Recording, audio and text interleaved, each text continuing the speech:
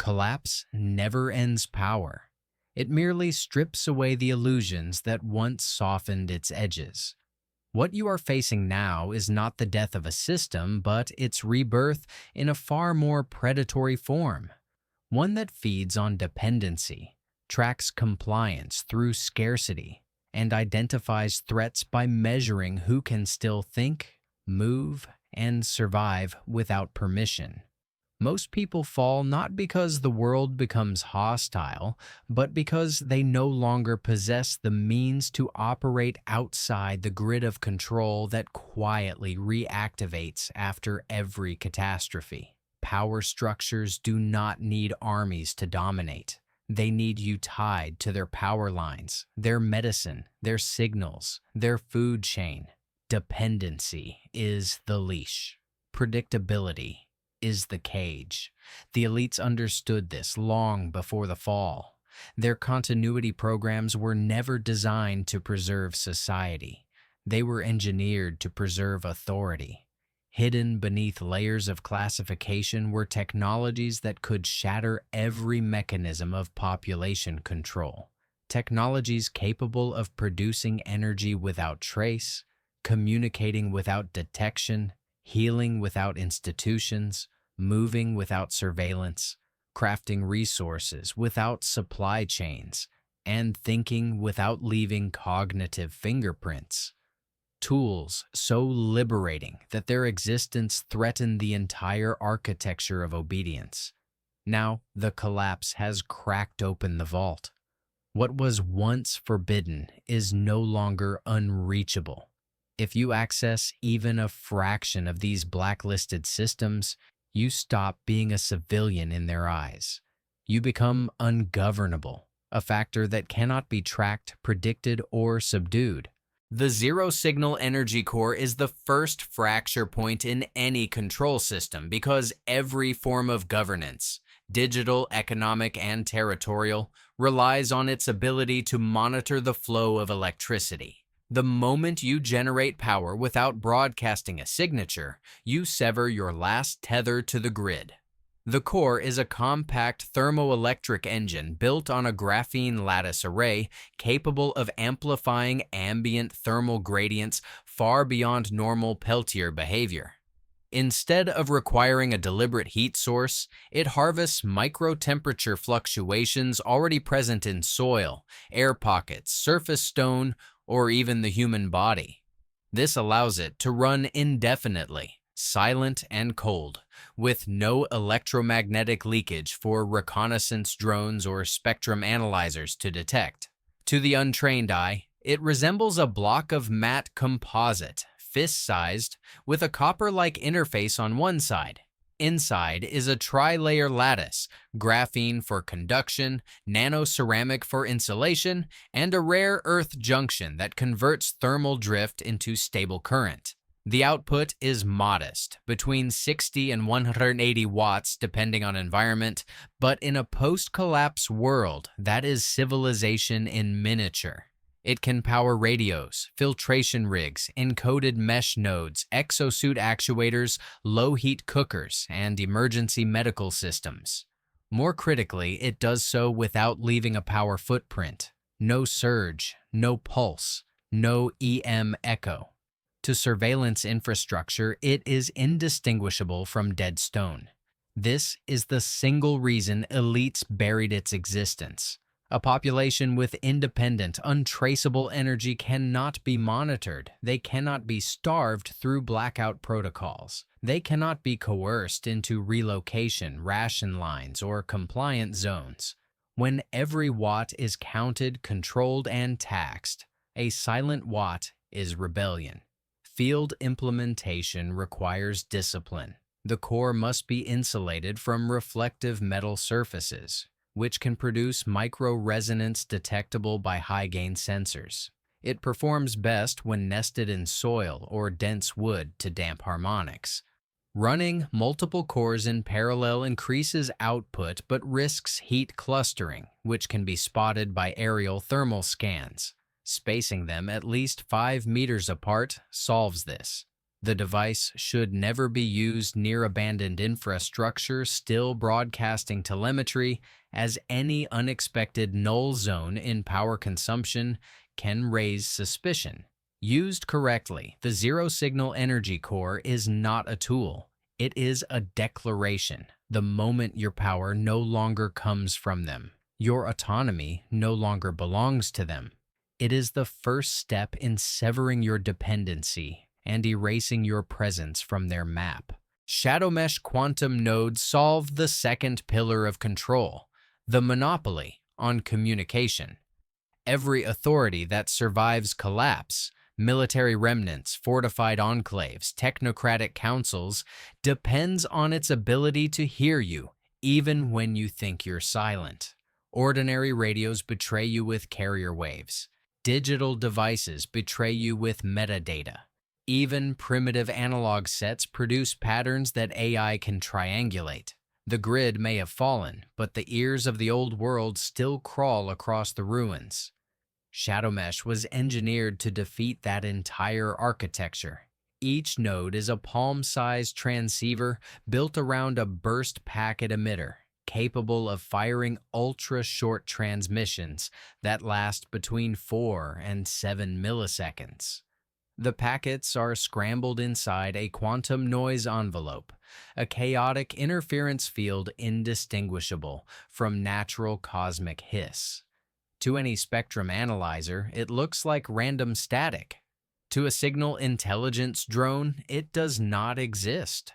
Only another node with the correct entanglement algorithm can extract meaning from the noise. Range varies with terrain. 3 kilometers in dense structures, up to 12 in open ground. But the critical advantage is not distance. It is invisibility. Your communication becomes a ghost, present, functional, and completely untrackable. Deploying the nodes creates a decentralized mesh where every user becomes both transmitter and repeater. Unlike conventional networks, you don't form a detectable cluster. You form a drifting cloud of noise. Movement does not betray position. Silence does not betray intention. Even if one node is captured, it yields nothing. The decryption keys are time-fragmented and self-mutating based on environmental entropy. Without the other nodes, a single device is as meaningless as a stone. This technology was once restricted to special operations units in conflict zones where detection meant annihilation.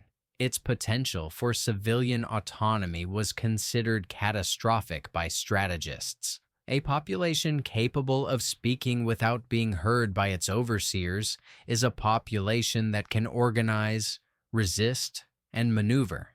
In collapse scenarios, information is oxygen, and Shadow Mesh deprives would-be authorities of their favorite suffocation tool. Field protocols are simple but unforgiving. Keep the nodes elevated when transmitting. Low placement increases packet scattering and may degrade clarity. Do not cluster them within 20 meters of each other.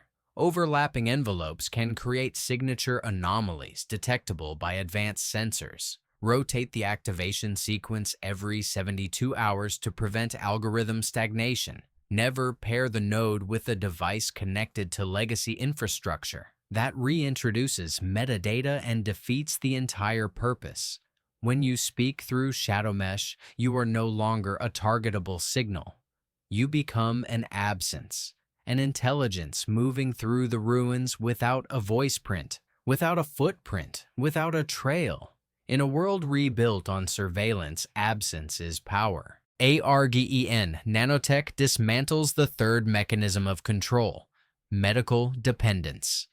When institutions collapse, the elites do not fear disease. They fear a population capable of surviving without their clinics, supply chains, and pharmaceuticals. A society that cannot heal itself obeys out of desperation. A society that can regenerate becomes untouchable.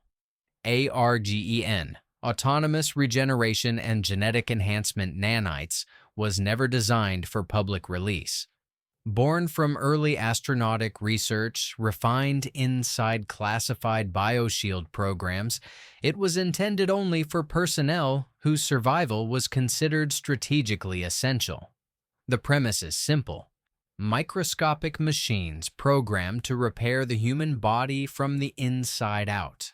The execution, however, is anything but simple. Each dose contains millions of silica-carbon nanites coated in adaptive peptide shells. When injected, they remain inert until triggered by stress markers, blood loss, tissue rupture, infection spikes, hypoxic states. Once activated, they swarm toward damaged sites, binding micro tears in muscle, sealing capillaries, reducing inflammation, neutralizing pathogens, and accelerating cellular turnover. The effect is not cinematic, not instantaneous. It is methodical, controlled, and efficient. A torn ligament stabilizes within hours. Surface wounds close without excessive scarring. Infections that would normally kill a survivor in the field are reduced before they spread. Even extreme fatigue is mitigated as nanites clear metabolic waste and restore ionic balance. This is why elites buried it. A civilian dependent on centralized medicine is governable. A civilian who can walk away from injuries, heal from infection, and sustain endurance under collapse conditions is no longer part of the herd. They cannot be controlled through scarcity, threatened through vulnerability, or coerced through fear of dying in the wild. Their body no longer belongs to the system, it belongs to them. But ARGN is not a miracle, it is a discipline. The nanites degrade with use and require nutrients to function. High metallic intake, especially iron and copper, improves their stability. Severe dehydration cripples them. Overuse can lead to tissue over-regeneration, fibrous buildup that reduces joint flexibility. The user must treat ARGN not as magic but as a tool, powerful, finite, and dangerous when mismanaged. Field deployment requires discretion. Nanite activation raises localized heat by a fraction of a degree, harmless biologically but detectable to medical scanners. Never inject near abandoned biosurveillance stations. Legacy systems may still flag anomalies. Avoid combining ARGN with unfiltered chemical stimulants. Conflicting metabolic pathways can confuse activation thresholds. Used correctly, ARGN erases your biological weaknesses from the equation. You no longer wait for healing. You no longer fear infection. You no longer limp, hesitate, or collapse. Your body ceases to be a liability and becomes a tactical asset, self-repairing, resilient, and independent of any authority's mercy. The Microforge atomic assembler neutralizes the fourth pillar of control: enforced scarcity. Every regime that rises after collapse understands a simple truth. He who controls materials controls survival. Metal, polymers, tools, replacement parts, filtration components, even rudimentary electronics become currencies of obedience. Deny the population the ability to fabricate, and you dictate the boundaries of their existence. But the Microforge breaks that equation entirely. It is a forbidden machine, capable of disassembling matter at the molecular level and reassembling it into functional resources, bypassing the entire supply chain model that elites rely upon to enforce compliance. On the surface, the device resembles a compact forge, a rectangular unit with a sealed chamber, a trio of induction coils, and a stabilized magnetic field emitter.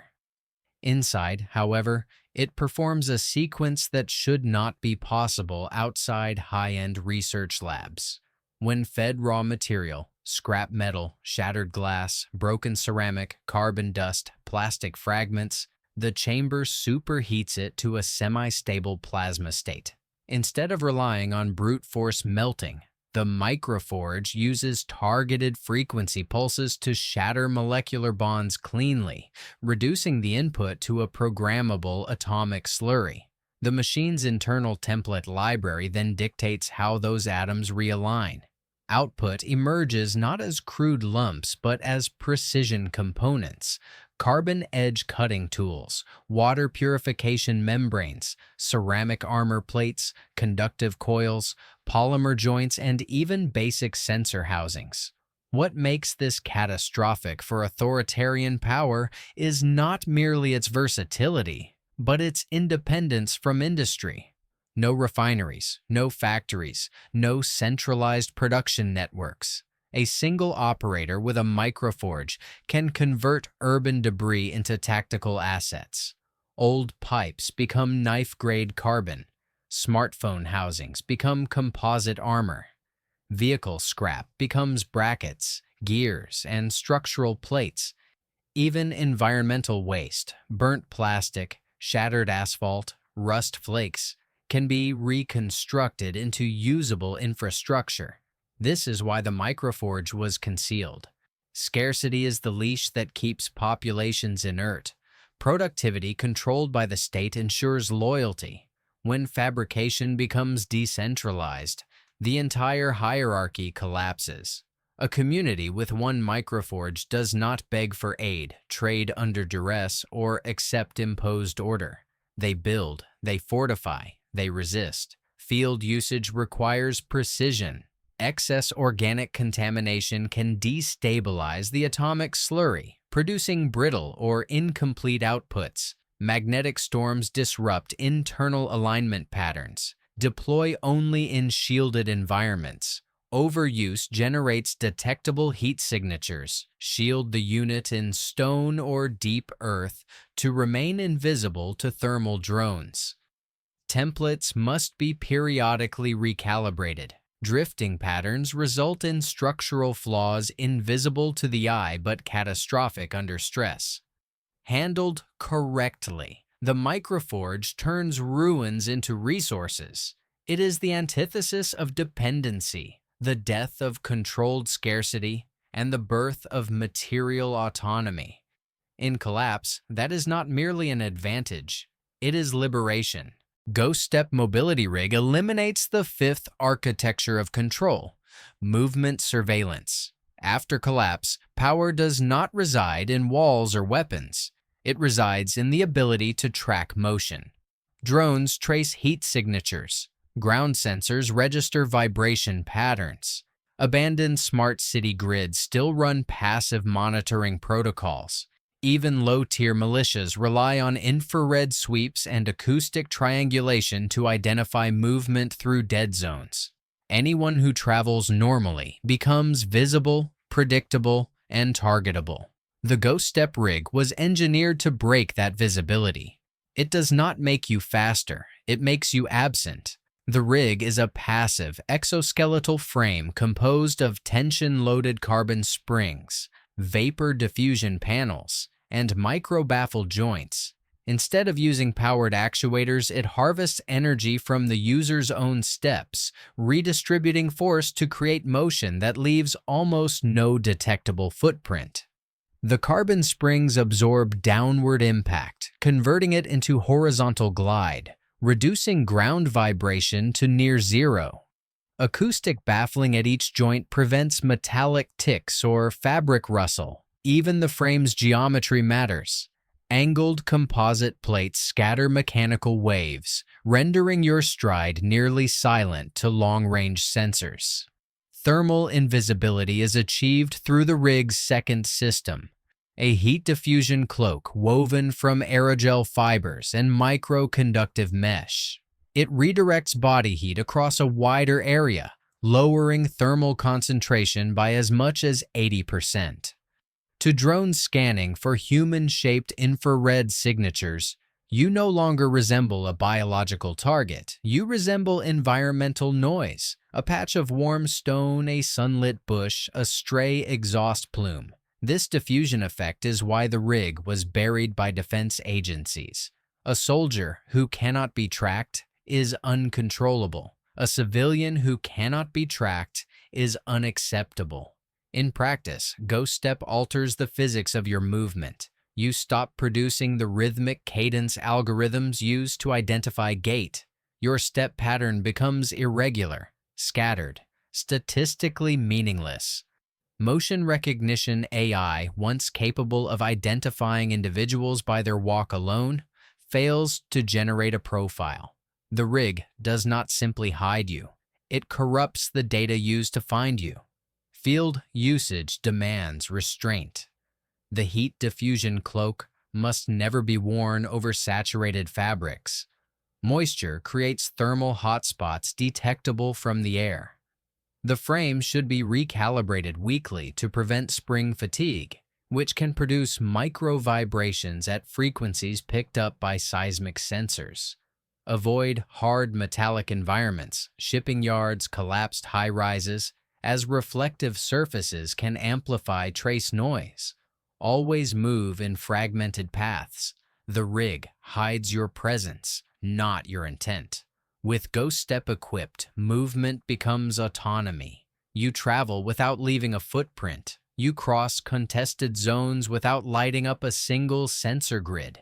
You vanish from surveillance maps designed to govern the last traces of civilization. The Obsidian Mind Protocol dismantles the final and most insidious mechanism of control: cognitive predictability. Long before collapse, behavioral AI, sentiment mapping, and neural pattern analytics had already turned human thought into a commodity. Something measurable, forecastable, and therefore governable. The great mistake of the masses was believing surveillance ended with cameras and microphones. It did not. It evolved into algorithms that could predict decisions before you consciously made them. In the aftermath of collapse, fragments of these systems still operate in bunkered enclaves and autonomous watchtowers seeking patterns of fear, hunger, hesitation, and intent. The only true escape is to become a mind that does not produce patterns at all. The protocol is not a single device, but a triad of cognitive technologies. The first is the analog memory core, a palm-sized recorder using ferrocrystal etching rather than digital storage. It cannot be hacked, scanned, or scraped by electromagnetic sweepers.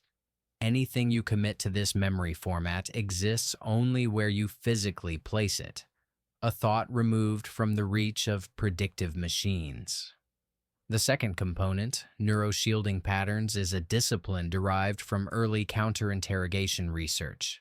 By cycling your internal monologue through nonlinear associative chains, unrelated sensory anchors, fragmented imagery, asymmetrical phrasing, you deny AI systems the clean emotional arcs they require to map your psychological state. Your mind becomes a maze with no algorithmic exit. The third is low-signal thought discipline, a controlled reduction of emotional amplitude. It is not suppression, it is modulation. By keeping internal responses shallow and brief, you starve machine learning models of the data they need to create a behavioral forecast. A mind that produces weak signals becomes unreadable, like static that refuses to resolve into a pattern. This protocol was classified because it renders a person unprofilable. Authority cannot predict them, cannot manipulate their fears, cannot exploit their habits. Even human interrogators lose traction when cognitive rhythm dissolves. With Obsidian Mind, you do not resist control, you cease to exist within the frameworks that make control possible. The arc-mouth closed-loop reactor severs the last practical chain of dependence, the need for external resources. After collapse, most survivors are not hunted by enemies, but by exhaustion. Food dwindles, water spoils, waste accumulates, and every attempt to restock forces exposure. Arc-mouth erases that cycle. Designed for long-duration orbital missions, it was buried, because it grants a single individual or small cell the ability to live indefinitely without entering any controlled supply network. At its core is a biothermal